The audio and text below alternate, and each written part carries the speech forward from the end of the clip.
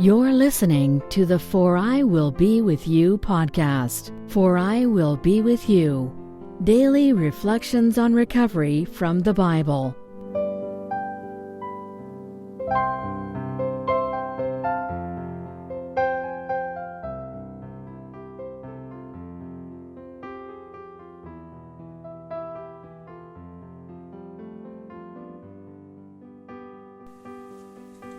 Welcome back to the For I Will Be With You podcast for the 24th week of the year from June 10th to June 16th, covering Exodus 40:38 through Leviticus 1:17.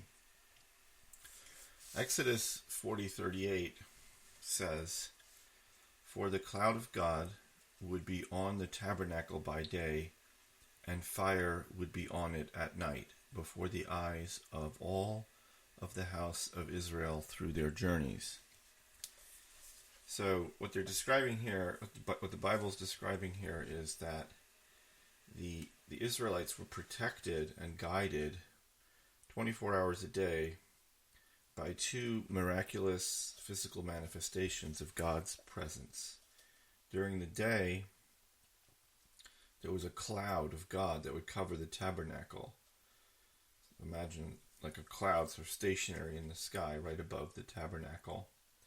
And by night there would be a fire, like a heavenly fire, that would light up the camp and provide the Israelites with a comforting knowledge that God was close by.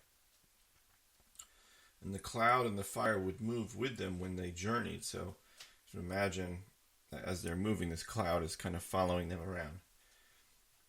And it's an interesting idea, and it makes you think, wouldn't it be nice, at least it makes me think, wouldn't it be nice to have some kind of really clear, obvious sign that God was with us at all the time? You know, like maybe I'd like to have a cloud following me around all the time that reminded me that God was present. But if we seek God, we have the knowledge that God is with us. We don't necessarily need a cloud or a fire to keep God in mind. God is always with us in recovery if we make an effort to be close to God. And in this way, the meetings and the fellowship of the program can be like our cloud and fire. So now that's the final verse we're going to talk about in the book of Exodus. Now we're going to start the book of Leviticus, the third book of the Bible. And I have to tell my favorite quick story about Leviticus, which is that, I don't know if anybody remembers, a number of years ago, Bill Moyers did a television special about the book of Genesis, and it explained the book of Genesis in a series of television shows. And it was very popular and very well done. But I was listening once to two rabbis discussing this, and one said to the other, you know, that was really great, but I'd love to see Bill Moyers take on Leviticus in a television special. And the reason that was funny is that Leviticus is a lot more sort of technical as a book than Genesis and Exodus. It doesn't have this sort of, Genesis and Exodus have these grand stories and these big characters and amazing events that you can talk about, and it's sort of more inspiring on a surface level. Leviticus has a lot of detail about the Levites, the priests of the Israel. That's why it's called the book of Leviticus. And a lot of details about the tabernacle and the offerings and that sort of thing. So it's a challenge, but I think the challenge is worthwhile because you can find meaning and inspiration for recovery in life in every word of the Bible. But sometimes you have to look a little harder when the material is less dramatic. So Leviticus 1:1 says, "He," meaning God, "he called to Moses, and God spoke to him from the tent of meeting." So what's happened is that Moses has erected the tabernacle. We have the tabernacle, but it has not been used yet. Nobody has gone into it. I mean, nobody has gone into it for ritual purpose. I mean, if I was like to go into it to build it, but it's unused, so it's an unusual moment. And it's interesting, the Hebrew name for the book of Leviticus is Vayikra, which means he called. So it literally says he called to Moses. Now, why does God have to call out to Moses to enter the tabernacle?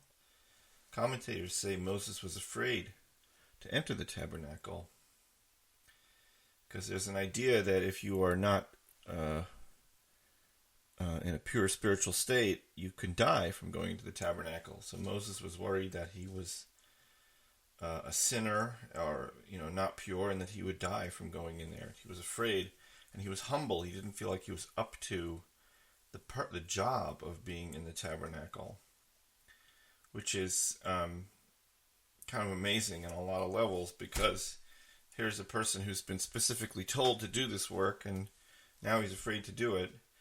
And and it's also just amazing that someone of his character would be concerned about this. So he's the opposite of, he's the leader, but he's a real leader. He's the opposite of the leaders we have today. The leaders today would be the running to get in there without being asked, and Moses is concerned that maybe he isn't worthy, to channel what a former vice presidential candidate once said, says, we ain't Moses either, But God calls to Moses lovingly, and God's calling to us lovingly in his own way. If we open our ears, we can hear Vayikra, Leviticus.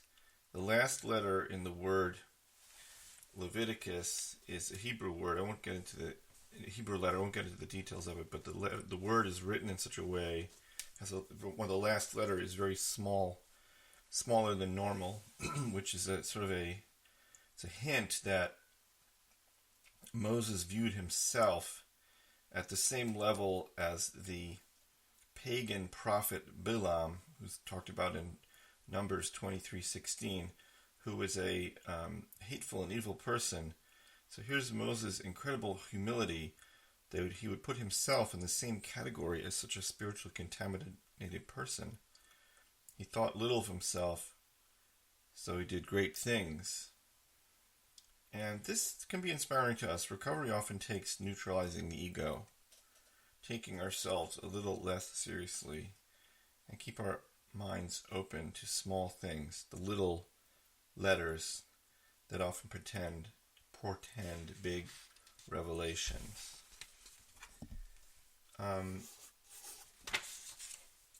Leviticus 1:1, continuing on this concept when it says, he called to Moses and God spoke to him from the tent of meeting.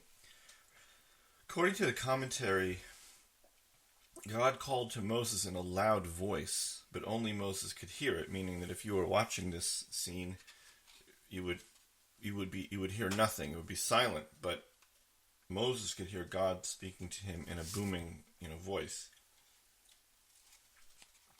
And of course, this makes sense because Moses was a prophet, and perhaps the greatest prophet who ever lived, and was able to speak directly with God. But there's a lesson for recovery in this. God may be speaking to us, but we need to learn to listen for God's voice. If we tune in, the voice of God might be loud and clear. But if we're not paying attention, we hear nothing. And this may evoke the experience of being in addiction. We get warnings about our behavior that we ignore. And they might literally be a loud voice screaming at us, or maybe just circumstances and communications of different kinds that we should hear as loud messages that we are killing ourselves, but we can choose not to hear them, or we can get ourselves into such a state of mind that we simply are not able to hear them. And it's also maybe a suggestion that we need to tune our own voices a little bit. The rooms are full of people who are in love with their own loud voices. Recovery works better if we can enjoy a little silence and hear what others have to say, especially the one who speaks the truth. That one is God. Leviticus 1:2 has an instruction. It says, "When a man among you brings an offering to God from animals, from the cattle or from the flock shall you bring your offering." Now, the book of Leviticus goes into a lot of detail about the offerings. In the tabernacle, there was an altar on which they would cook these offerings. So basically, just to digress for 1 minute, what would happen is that the animal would be brought, whether it was a sheep or a cow or a goat or whatever, and the animal would be slaughtered in a ritual way. The blood would be poured on the altar in certain ways, depending on the kind of offer. There were a lot of different kinds of offerings. And then certain parts of the animal, or in some cases the entire animal, would be placed on the altar. The altar in the tabernacle was fairly small, it was a couple of feet across. The altar in the temple in Jerusalem was very large. It was, I think, 30 or 40 feet square. But basically it was, if you'll forgive the image, it was sort of like a barbecue. It was like a big, fiery, bunch of hot coals, and the priests would place the meat on the altar. And I know that this may seem strange to us from a modern perspective, but this was essential. This was an essential ritual worship for the Israelites, and continues to be an objective of the Jewish people to restore the temple and bring back this practice for many reasons. And I think that my suggestion is, if you don't really get what it's about, is just try and suspend your concerns and just try and think about it, what it means in spiritual, symbolic terms, because there is that as well. And there's a lot to learn about recovery from this, even if you don't specifically think that sacrificing animals is a good idea. One tiny digression here that is, you can think about it one way is like this. It's a way to sanctify the animal that you're going to eat. We certainly eat a lot of animals without much sanctification these days. You can go to the supermarket and see thousands of pounds of meat from animals that were slaughtered without any particular acknowledgement of the holiness of life. In the contrast, sacrificing of an animal on the holy altar is a way to acknowledge that God gives us food to eat, and that we sanctify life in that way. Anyway, with this particular verse, Leviticus 1:2, where it says, when a man among you brings an offering to God from animals, from the cattle or from the flock, shall you bring your offering, we have a seemingly superfluous concept here. And there's a general idea that when the Bible has a superfluous comment, there's a reason it's there, and it's a signal that we need to interpret more deeply. The Bible doesn't just have words and phrases for no reason. In this case, this is, why does the Torah have to say from the flock? Where else would you get an animal to bring to an offering? And what the commentators say is that this signifies that that we should not bring an animal from anyone else's flock. It should be from our own flock. And the signal for that comes from the word where it says, when a man among you. There in the Hebrew, the word used here is Adam, like Adam, the first man. But usually the Torah uses a different Hebrew word for man. So by using this specific word, Adam, meaning like Adam, it's referring to the fact that Adam, in the Garden of Eden, did not bring stolen animals as offerings. And what it means also is that a dishonestly acquired animal is hateful to God. It's not a legitimate offering. God hates when we try to do good things with stolen money or stolen animal. And really what this means in a general level is sincerity. God wants us to be sincere. Literally, you shouldn't steal money and give it to charity. That's wrong, but I think most of us know that. But in a way, it's also meaning you shouldn't bring prayers that are not valid to you, not stolen, so to speak. Honesty and integrity are critical for spiritual growth and recovery, and you need to be honest in your own prayers. In Leviticus 1:3 it says, "If one's offering is an elevation offering from the cattle, he shall offer an unblemished male." So there are many different kinds of offerings in the tabernacle, and they were in the temple in Jerusalem, and one of them is called an elevation offering. And the instruction here is true for really any offering, but specifically about elevation offering. It has to be physically perfect. The animal cannot be scarred or missing a limb or damaged in that kind of way. So the question is why? And one interpretation is that an offering can be thought of as like a meal for God. It's like you're preparing a meal for God. And it would be, if you're going to prepare a meal for God, you'd want it to be perfect. And another way to look at it, as some of the commentators have said, is the concept of unblemished should also apply to the spiritual state of mind of the person bringing the offering. An Israelite should bring an offering with all of his faculties, nothing omitted, with complete concentration. And this carries through if you study the laws of the offerings, and they are extremely extensive. One of the laws is that the priest has to be focused on making the offering itself. If not, the offering is not valid. So if Joe brings an offering and Larry brings an offering, and the priest is thinking about Larry when he's making Joe's offering, it's not valid. The concentration has to be there. The integrity has to be there.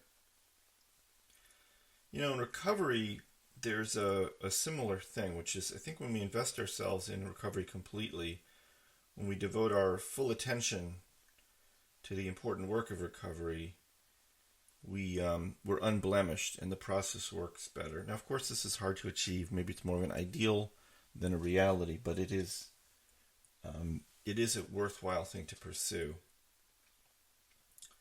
Leviticus 1:3 says, if continuing with this idea, if one's offering is an elevation offering from the cattle, he should offer an unblemished male. Let's digress for a minute into what it is to be an elevation offering. An elevation offering is in Hebrew it's called an olah. It means it rises. The word olah means to stand up or to rise. The olah, they made 2 of these every day in the temple, and it was translated in English often as a burnt offering. If you read the King James Bible, the olah is called the burnt offering, or that which goes up in smoke. It goes completely up in smoke.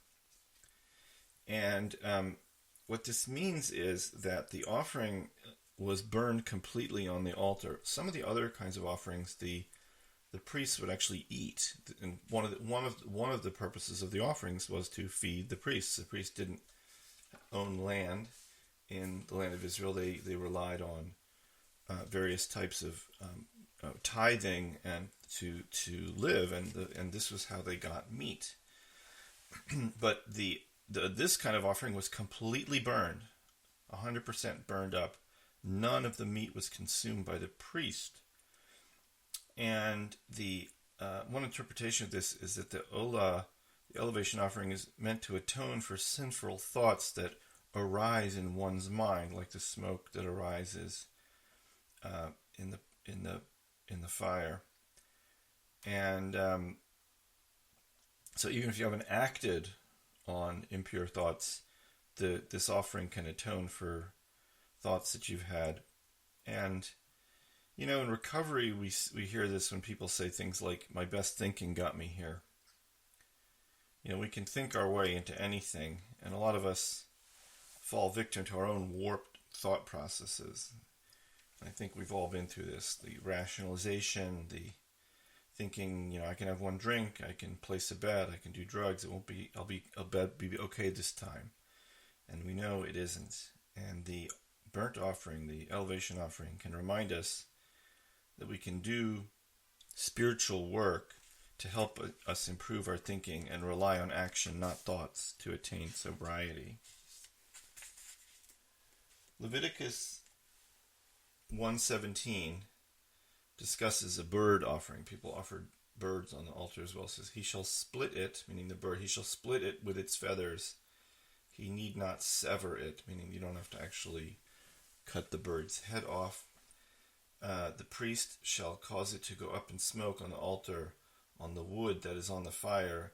It is an elevation offering, a satisfying aroma to God.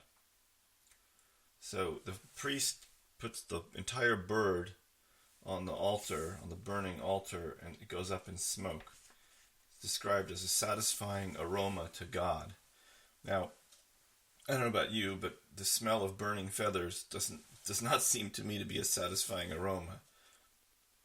I would say it's a pretty unpleasant smell. But to God, the meaning of the offering, the fact that we're atoning for our sins, is pleasant to God. This is a really powerful idea.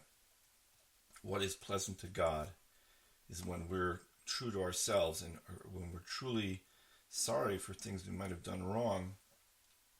We have this in recovery, that sometimes the things that aren't the most pleasant are actually the most important for us to heal and get sober.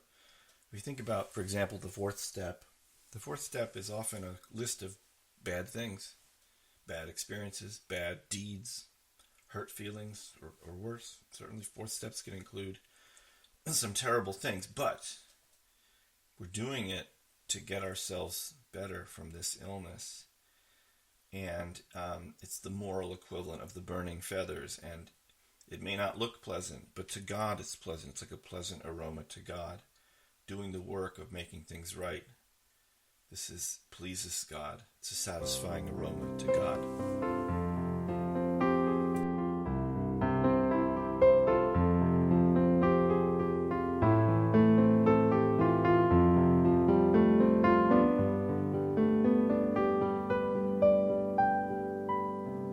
You've been listening to the For I Will Be With You podcast. Daily reflections on recovery from the Bible. www.foriwillbewithyou.com